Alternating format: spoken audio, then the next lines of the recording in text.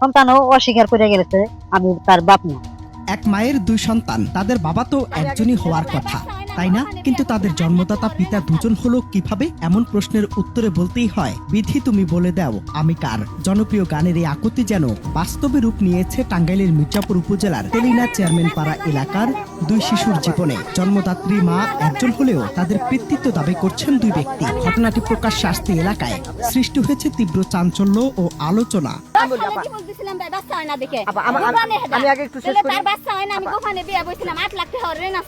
তখন রেন্ডাও দিব না, অস্বীকার করে। তখন কয় বাচ্চা আমার হইব না, আমি জানি তোমার যদি ই করো আমার ভাত খাও তেলে খাও।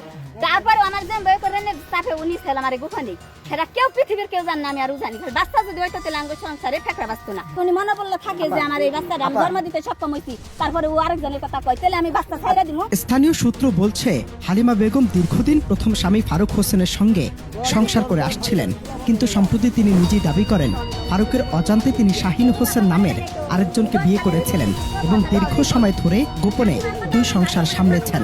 আর এখন দুই সন্তানের পিতৃত্ব নিয়ে দুই পক্ষের মধ্যে শুরু হয়েছে প্রকাশ্য বিরোধ। আমার ছোট বাচ্চা পেটে থুয়া শাহিন বিদেশ গেল গা, শাহিন দিয়ে ডিপোজ দিয়া তারপরে হইলো এই শাহিন দিয়ে আমার ডিপোজ দিবার দেয় না, ও খালি কালমা করে নিছে। তারপরে আমরা ঘরের মধ্যে দুই বিছনা করে দুজনে শুইছি। শাহিনের বউ আমি এখনো রইছি, ও যে ঋণ দেয় না দেখে এই চাপে ফালি আমারে এইভাবে নাটক সাজাইছে। এদিকে এলাকাবাসীর বক্তব্য ভিন্ন। প্রতিবেশীদের দাবি, জন্মের পর থেকেই দুই সন্তান ফারুক হোসেনের কাছেই বড় হয়েছে এবং দীর্ঘদিন ধরে তাকেই বাবা হিসেবে জেনে এসেছে। তবে নিজের অবস্থানে অনড় হালিমা বেগম। তিনি প্রথম স্বামী ফারুকের শারীরিক সক্ষমতা নিয়েই প্রশ্ন তুলেছেন।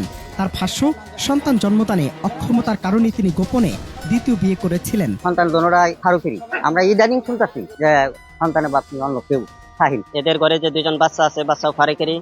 তো ইদানিং শুনতেছি কিছুদিন যাবত যে দুইটা সন্তান নাকি শাহিনের। শাহিনেরও দাবি যে এরা আরো 8-10 বছর আগে বিয়ে করছে। তাহলে ফারুক, আমরা দেখছি ফারুক এই বাড়িতে শুরু থেকে এখানে থাকে, ফারুকরেও দেখছি। এখন শাহিনও যদি থাকে তাহলে বোঝা যায় এই মহিলার দুই স্বামী ছিল। তো আমরা জানি যে এটা ফারুক ভাইয়ের ছেলে, তাদের দীর্ঘ বছর তারা একসাথে সংসার করছে।